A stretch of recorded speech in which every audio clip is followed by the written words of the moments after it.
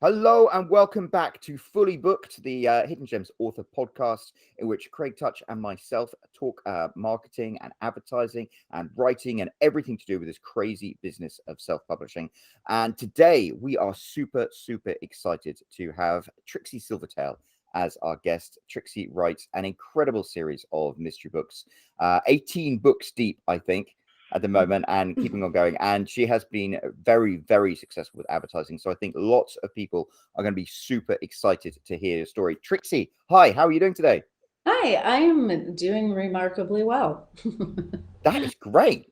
And Craig, how are you doing? This is Craig Touch, the owner and founder of Hidden Gems. How are you doing this morning?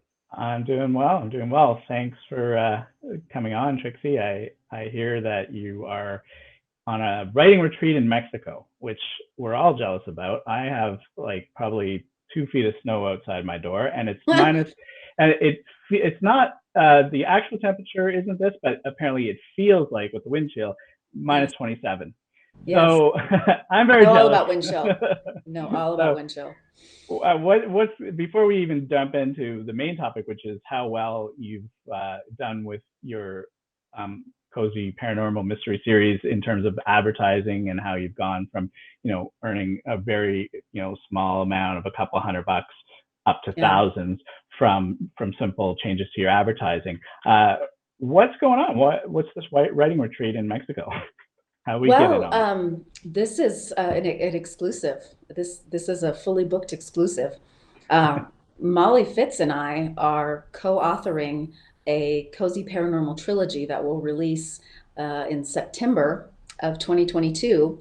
And this writing retreat is designed specifically for me to write the first drafts of all 3 books. So I'm writing 3 books in 6 weeks. So are you still jealous? Well, I don't have, no, I am though. I hate the cold. I don't know why I live here. But are you there with your co-writer, or are you by No, yourself? I'm on my own. First drafts are all me, and then I pass them off. So that's kind of the strategy that we worked out. And after writing 18 books in the Mitzi Moon Mystery series, that's my whole brain. And so I really had to get a change of scenery, shut down Mitzi. I've got to build a new world, build new characters, describe new towns and buildings, and it's just a whole different thing. And I'm writing in a different tense. I write all the Mitzi Moon stuff in first person present, and this is first person past. So it's just a real gear shift in my head. And I thought, I generally try to do a writing retreat every year, but with COVID, that hasn't been possible. So I thought, well, they're opening stuff up. I got to go and just really change up my routine. So that's what I'm doing. Wow, that's That awesome. sounds amazing. I find tequila is very good for helping writing.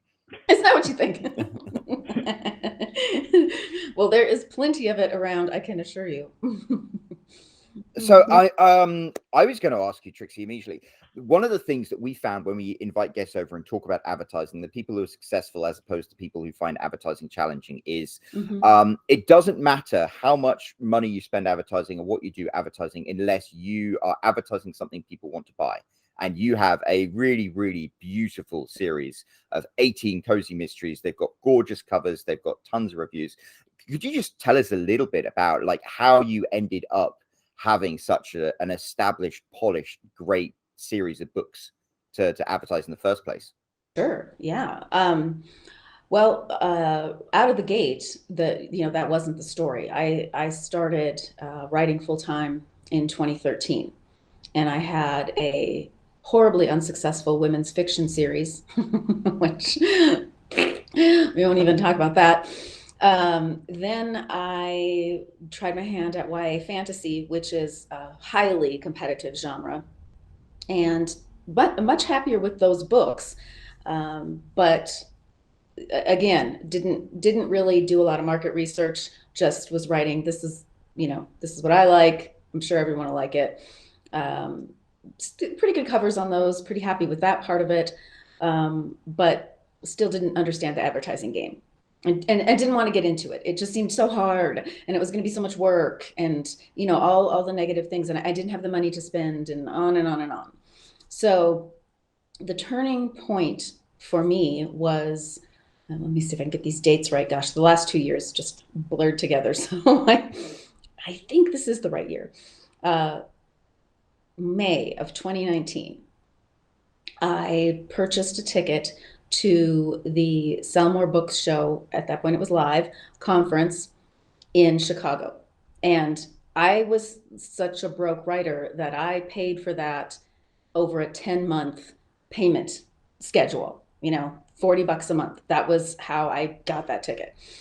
And I went there with my business partner, and we listened to all these people talk about advertising and on and on and on.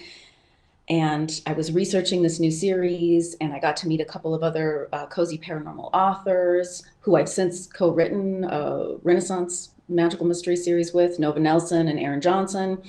And they were just so kind and giving and shared so much wonderful information.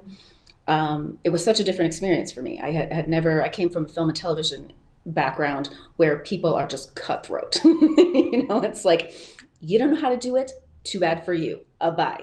And so to meet people who were just willing to share all this information, it was quite fabulous. So I dove into the Mitzi Moon stuff, wrote the first 3 books before I released anything, so I had something to go on. And meanwhile, we were researching all of this advertising stuff, and started out just really slow with, AMS at the time, Amazon AMS keyword ads. And prior to that, I had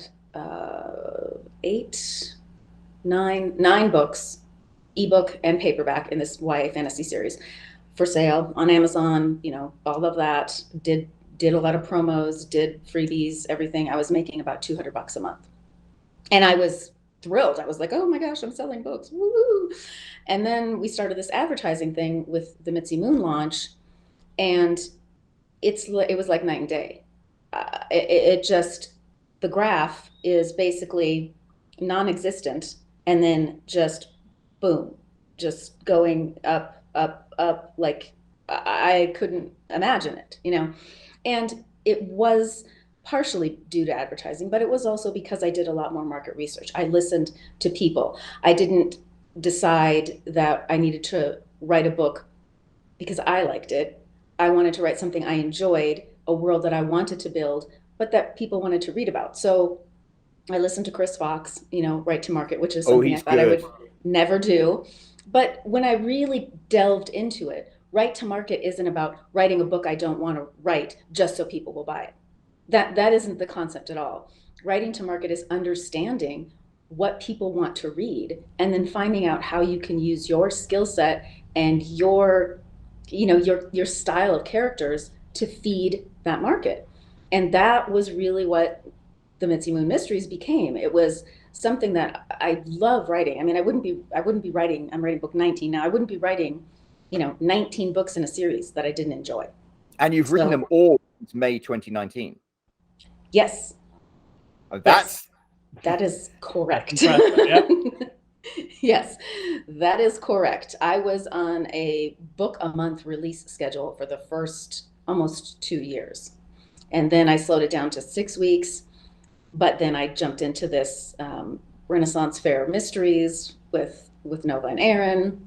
And then I also managed 2 short story paranormal cozy anthologies, 14 authors the first time, 16 authors the second time. So each time I thought I was going to slow down my release schedule, I would pick up some new project. Just like this year, I thought, okay, this year I'm only going to do 5 books. That's it. And then Molly and I hit it off and decided, so now I'm back up to 8. So, it's not a bad thing, obviously. I would never, ever complain about the situation that I find myself in. But it was definitely, something that I could not have predicted. I did my research. I started the advertising, but the way things took off was indescribable. Yeah, and that talks a lot to what Roland was saying earlier too. Is that for you to be successful with that marketing and that advertising you did, you needed to do what you did, which was study the market, figure out what people wanted to read, and make sure that the stories you wanted to tell also jived with what people wanted to hear about. And I think that's super key. And so just to get sorry, just to get the timeline, I just want to make sure so I understand. So when you said you were making like 200 a month, was that when you had just those 3 books? No, the 200 a month was that entire 9-book YA fantasy series. Okay, all right. Yeah. So. Yeah, that was that whole series. That was it. It was just barely, I couldn't give them away, honestly.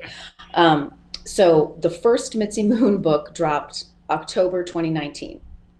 And then book 2, was November, book 3 was December, and, just off from there. But it's literally, like I was saying, from nothing to, I started those releases, started advertising them, and I went from $200 a month to $7,000 a month, $8,000 a month, and it just kept climbing and climbing. Each time I would release a book, more sales, and the ads would get better return on investment.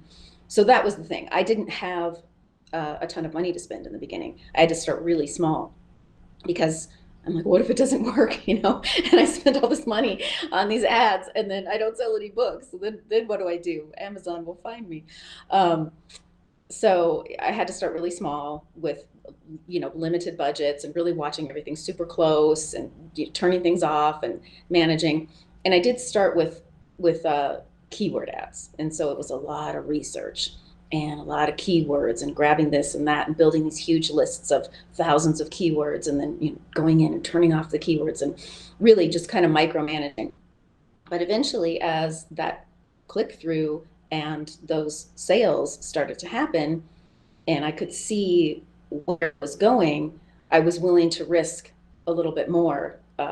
And I started trying the automatic ads, which for me, honestly, is probably still currently the better performing ads for me.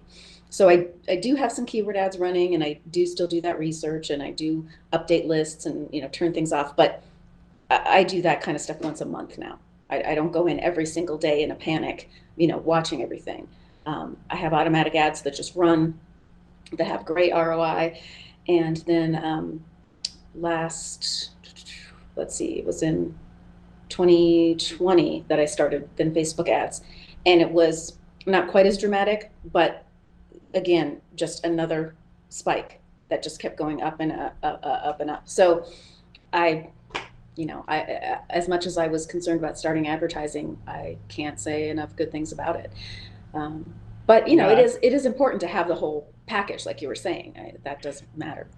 Yeah, and I think you did it the right way, or you want to roll your profits forward instead of going into debt trying to do something before you're ready, right? You want to, that's what a lot of people do. I mean, it's like gambling too, right? Like a lot of people will go in and they'll, throw all their, but the smart gamblers will be like, they'll figure out their system, however well that works.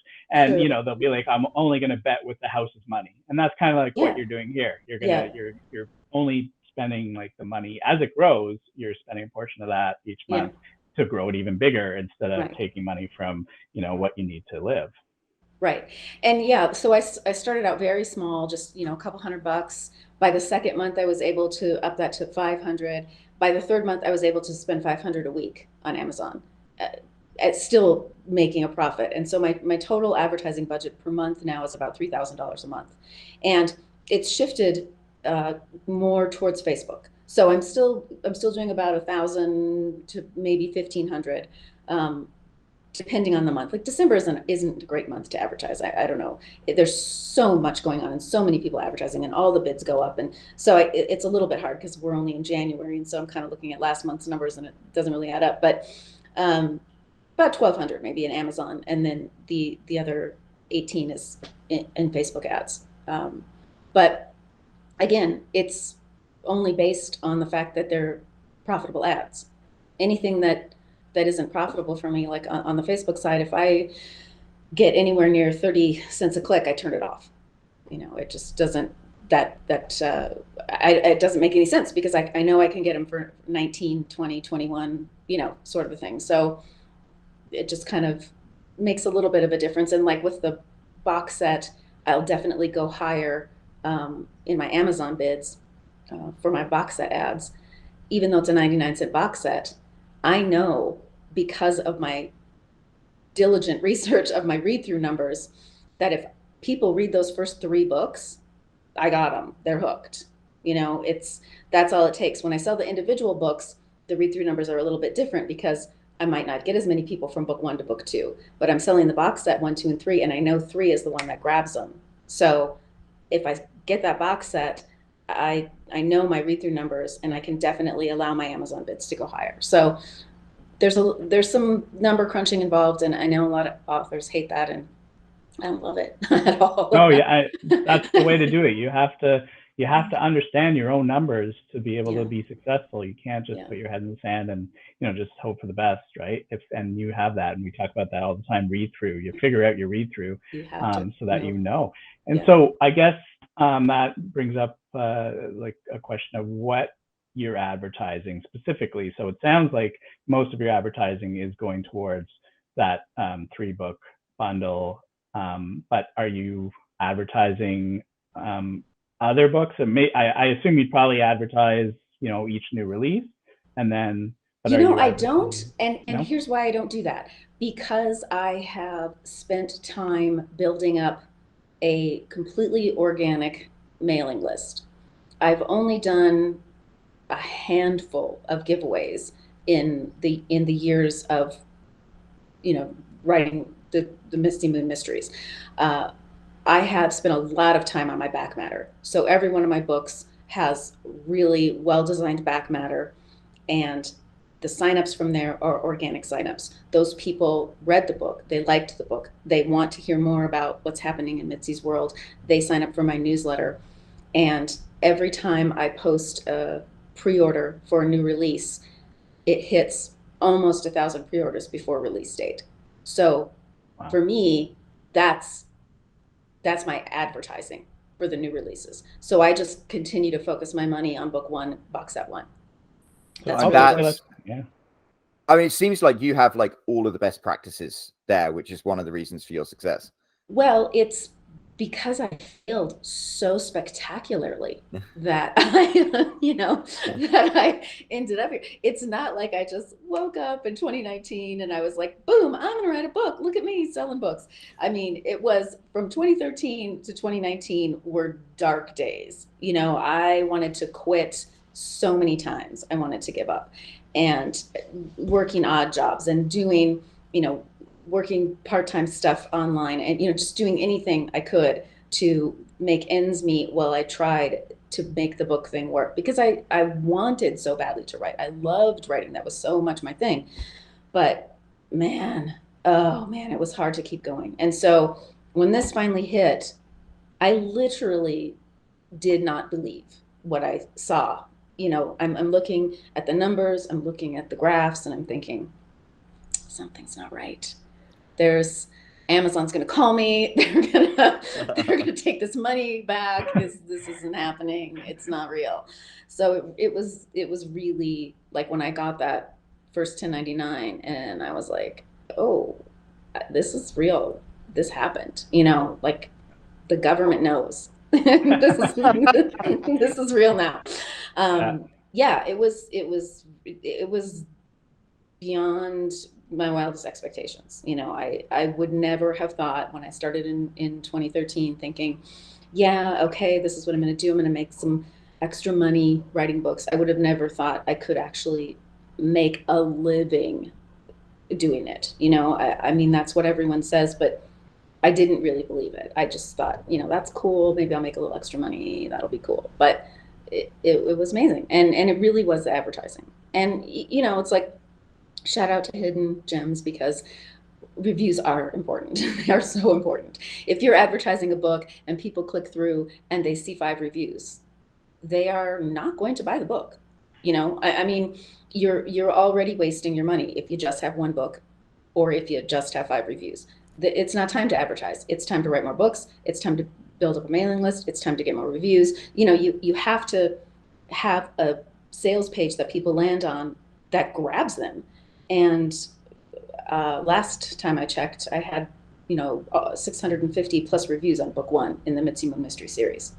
Yeah. And they're good reviews, and that's also and so right? And that gives when people click through, then they think, oh wow, a lot of people like this book. I might try it. So, and I mean, but that also is that's going to give you that confidence when you first started? Like, you know, you're making $200 a month, you've got 9 books, you know, it's easy to think to yourself, maybe I suck as a writer, maybe I'm just not telling good stories, right? But when you have a ton of good reviews, that's telling you that, you know, you don't suck as a writer. People do like your stories. The issue is you're not people don't know about you yet, and you need to figure that out. And that's what you sounds like what you figured out is I just need to get more people to know what I'm doing. So you're at that stage, 9 books, making 200. When you started the advertising, what was your like first budget? Was it just like $10? Like, let's figure it out. I'm going to do $5 or $10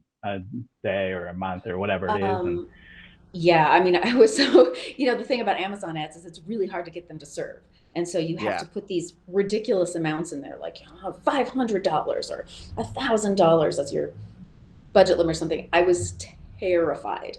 I mean, I think I was checking every couple of hours, like, if they spend $500, I'm going to jump off a bridge, you know, but they don't. That's not what happens. It's just trickle, trickle, trickle, trickle. And so it was fine. You know, it was, you know, $5 or $10, maybe $20 a week. You know, it was very, very small little amounts, but I could see what was happening, and I could see those clicks were turning into sales. And so I, you know, would slowly get a little bit braver and a little bit braver. But yeah, I had to start really slowly. I didn't have any other choices. You know, I just had to wait. And you increased, I guess, the spend by adding more keywords or upping your possible like bid rates for those keywords, or for the ones that were working at least. Yeah. So I would go in and literally, you know, go through everything and turn off keywords that weren't working. And then ones that were working, you know, maybe increase the bid on those and just keep, and then start a new ad and try something different and try. And in the beginning, oh my gosh, in the beginning, I spent so much time writing copy and, you know, getting my 50 words to just be amazing. And then I was like, okay, doesn't matter. No one's reading those words. You know, like, it's not happening. It's not about that. It's about these keywords and where they're serving and who's seeing them. Because in most of the positions, they don't even see the copy, you know? So I was just put that aside. Now I don't honestly, if you ask me what copy is running my ads right now, I could not tell you. Don't know, don't care, didn't look at it.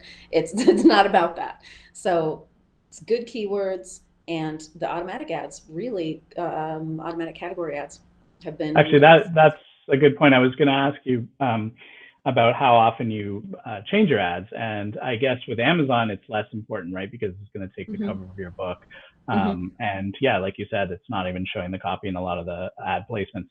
But in Facebook, you need like a big, colorful, fancy ad, and you know, there's different pieces of text that go with your header and your cap, whatever.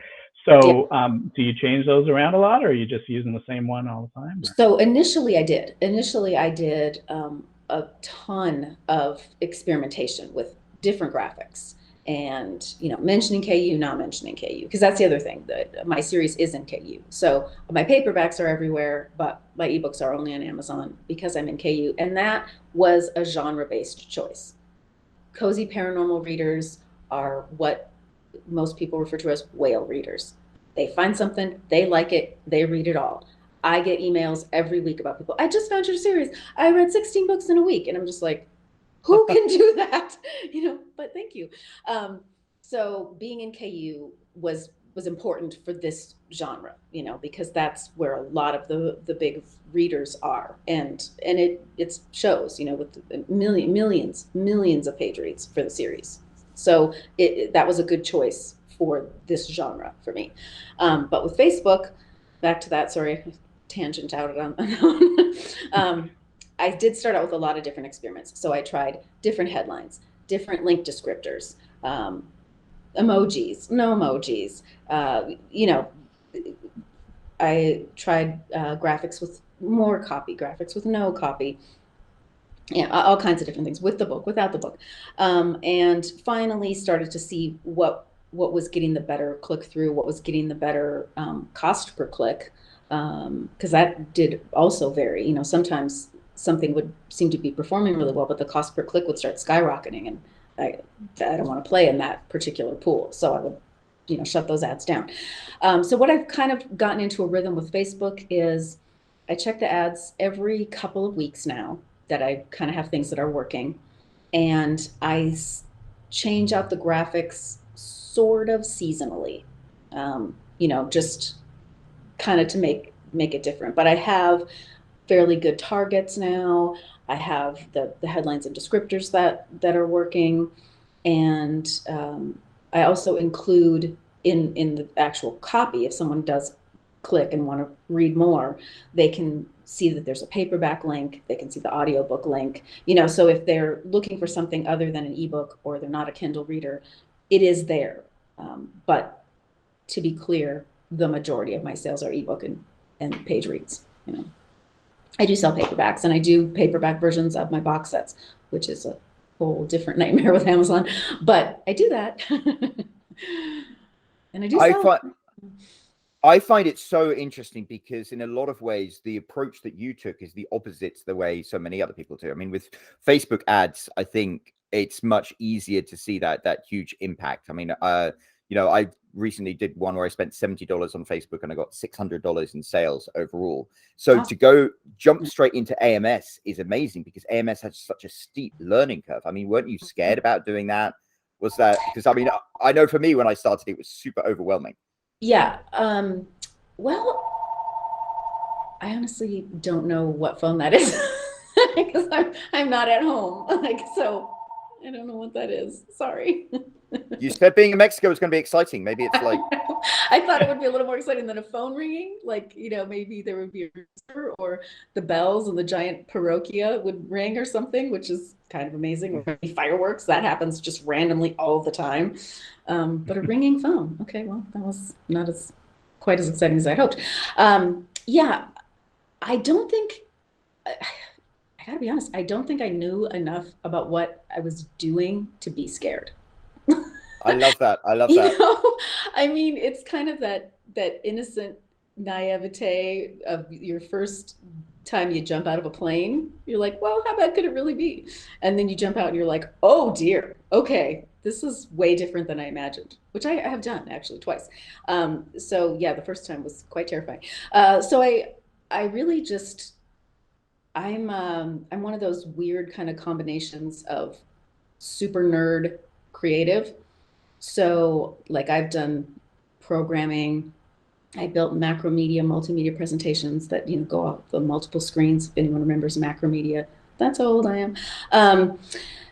But so I get super nerded out, and I get into, you know, like following instructions and doing that sort of thing. And I think that's kind of where I just found the comfort.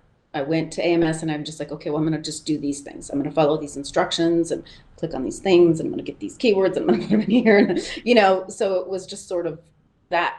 And yeah, I didn't really know enough to be scared. That's if only we were all like that. But now you know a lot, and I mean there are so many interesting things where you go on about the automated ads. It's like automated ads, I think maybe they wouldn't work for anyone else unless they had such a well put together brand. It's like you are so on the nail with Cozy Mystery, with the covers and the series and everything like that. So I don't know, what are your thoughts, Craig?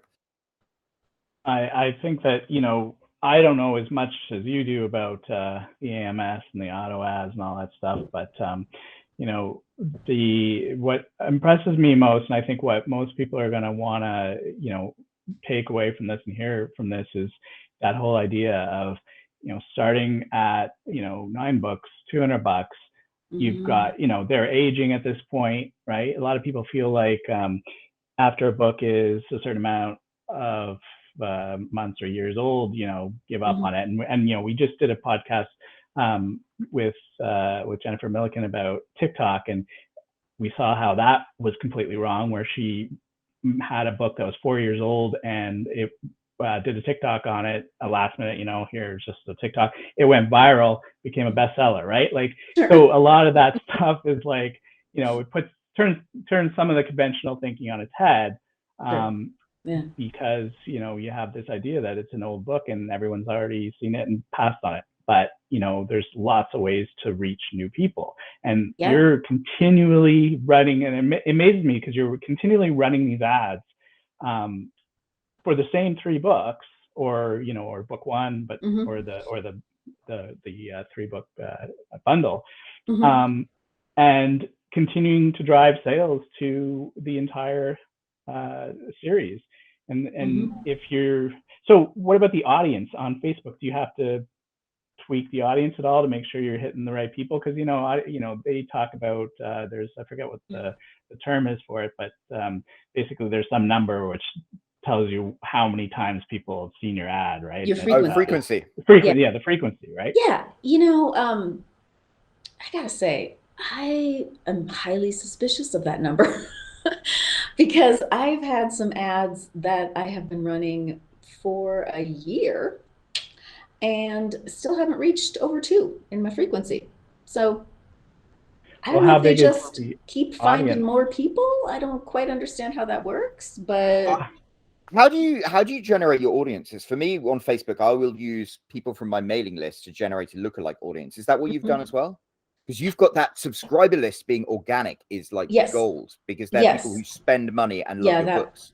That matters a lot, I think, because I did when I had the young adult fantasy, I did tons of giveaways and swaps and all kinds of stuff, and got all these. I had 3,500 people on my mailing list. They wouldn't buy anything.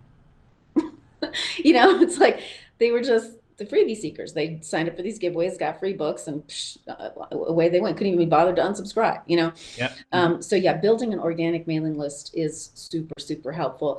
And Paranormal Cozy Mystery is a little bit difficult to target because none of the big name authors are targetable, you know? So you can't go in there and pick a Victoria Gilbert, for instance. She's not on Facebook as an interest, is she? Because not enough people on Facebook. Right. So that was always the frustrating part about Facebook versus AMS. AMS, you can pick whatever authors you want to target. Facebook, you're so limited. Exactly. So with Facebook, you really have to kind of get out of the box a little bit and start to think about, this is where it becomes important to create that reader avatar. So you really have to start to think about who's reading my books. And I'm fortunate and grateful that I have readers email me. You know, I read everyone, I respond to everyone. I don't have a PA who answers emails for me. I actually read my readers' emails and respond directly to them. And so I have a pretty good picture of who my readers are.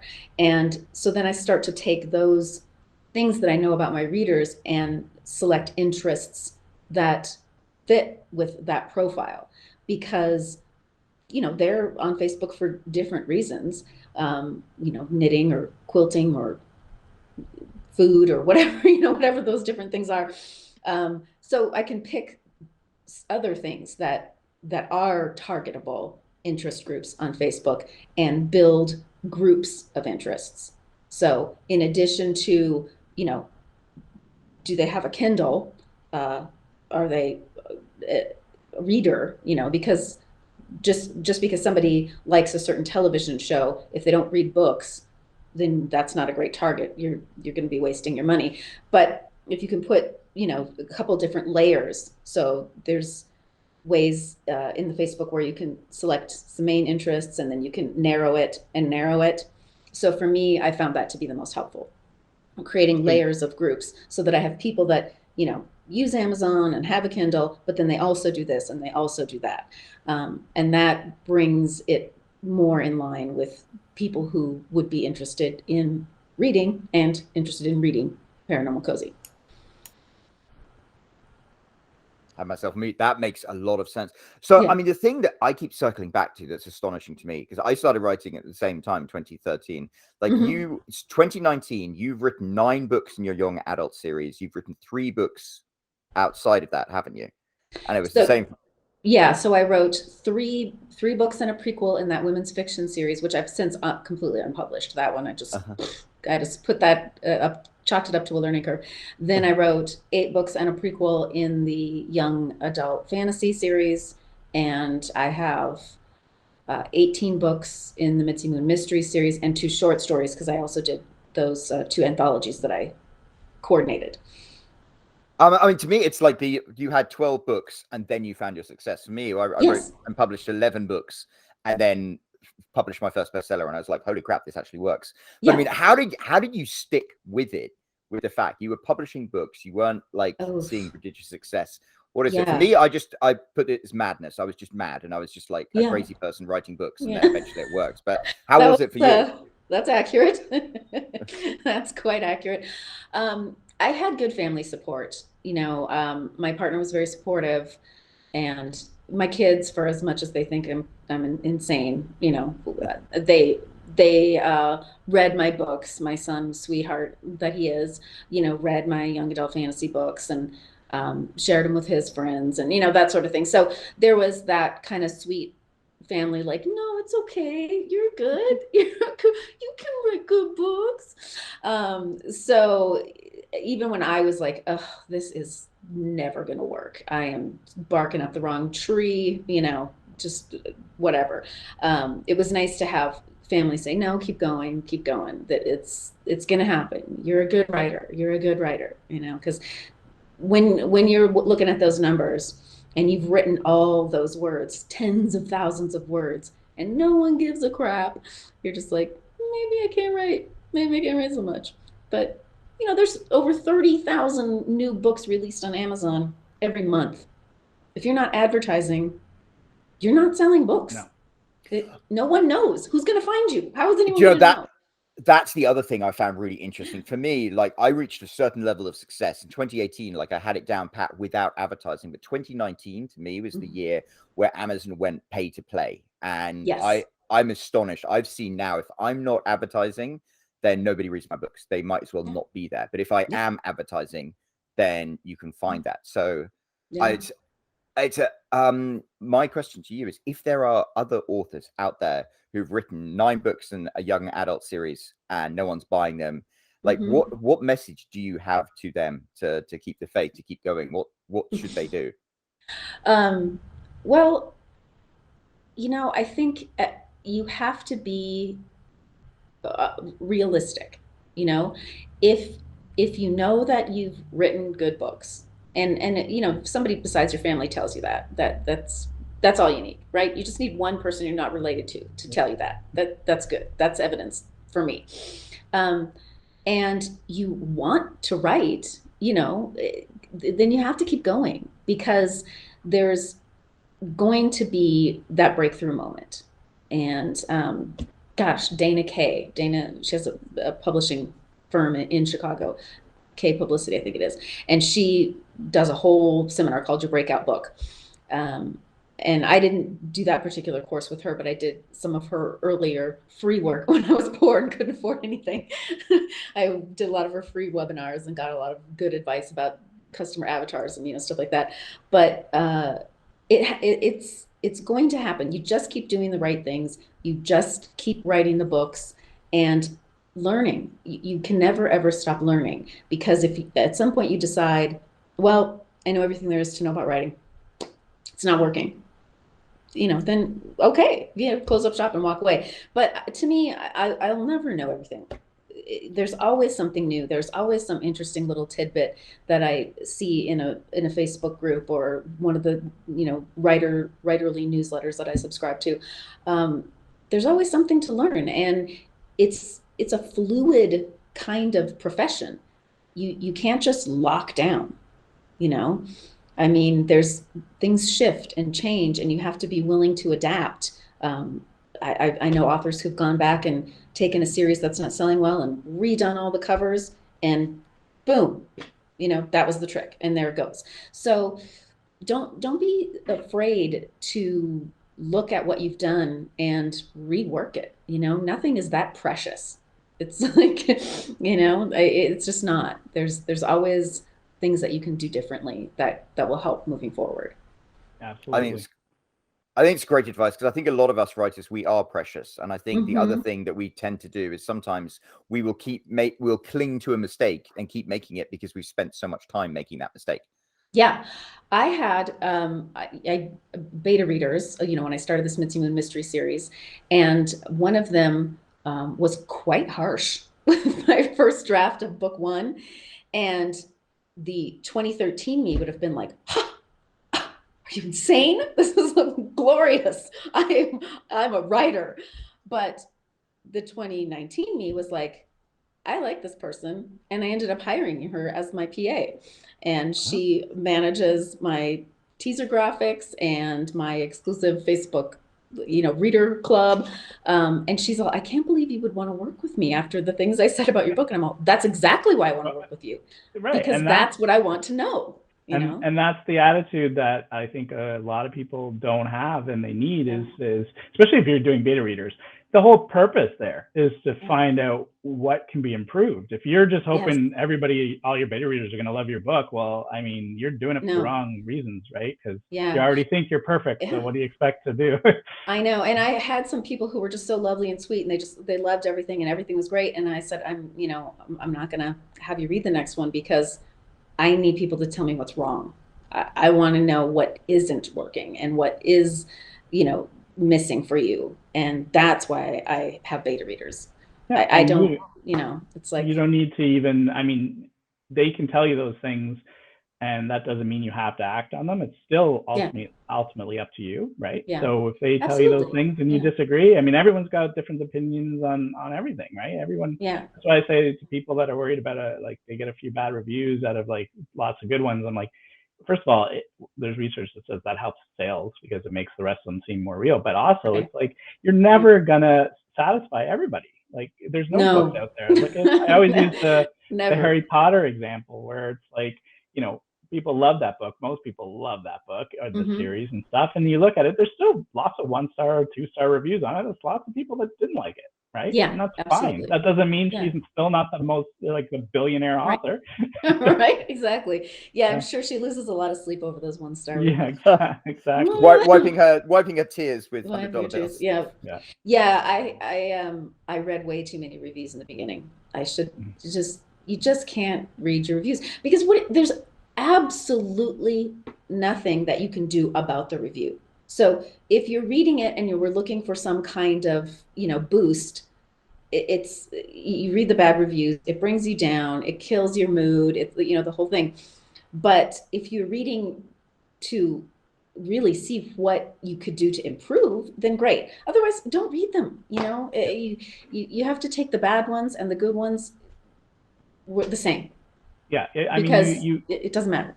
Right, and you're gonna what you can take from them is improving your next book, right? So that's fine. But if you want to improve this book, that's what beta readers are for. Yeah, exactly. And I really do love the beta reader process. I do. I mean, I don't know. Again, I don't know what 2013 me would have said about that, because I didn't even have the option to do that. But I would definitely not have the series that I have without that beta reader feedback, because I begged them to be brutally honest with me, and loved it. I loved the comments that they made, and it made a better book. And that is ultimately, at least for me as a writer, that's my goal. I want to write the best book I can.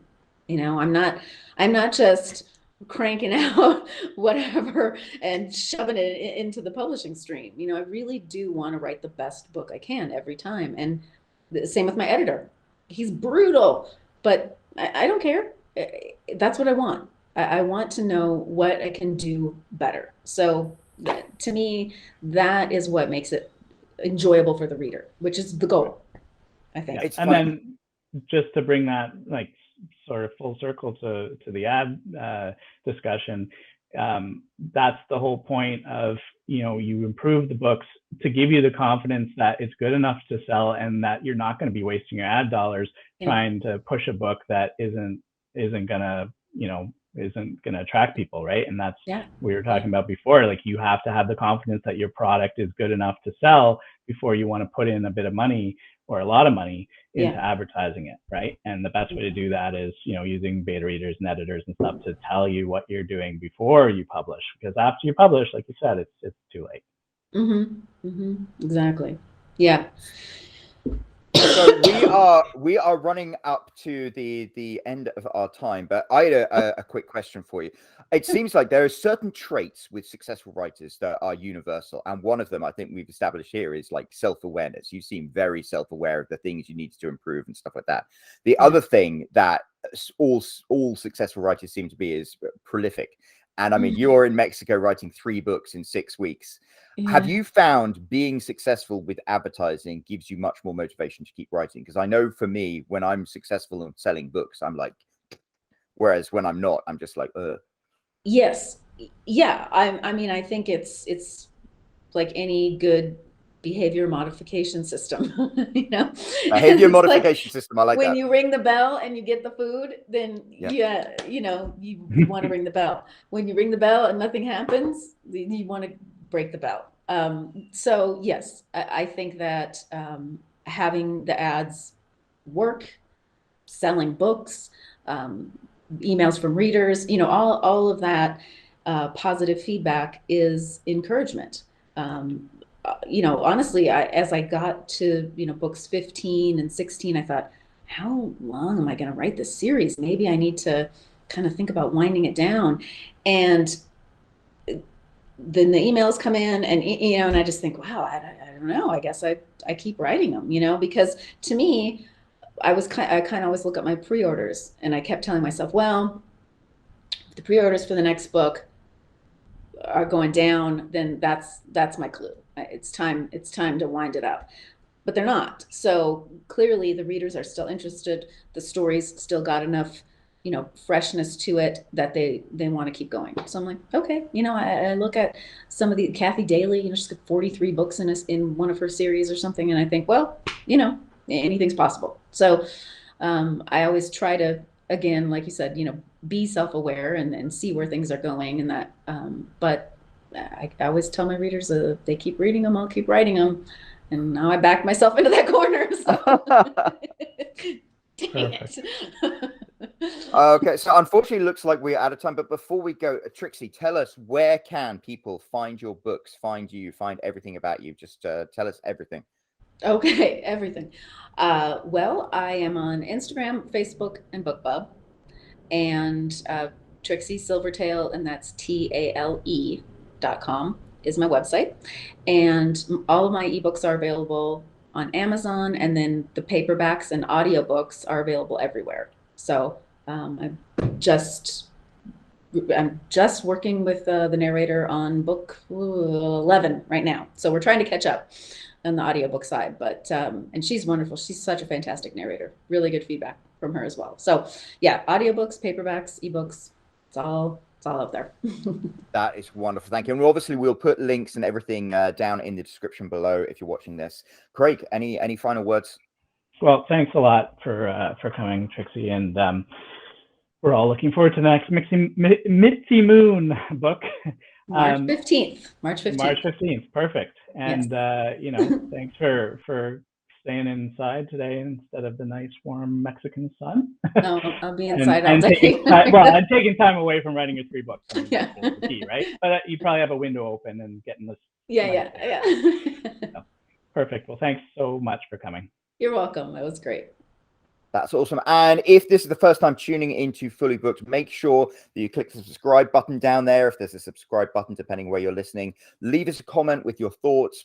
Click that like button, all of the social media jazz. Thank you so much, Trixie. And we will be back very soon with another episode of Fully Booked.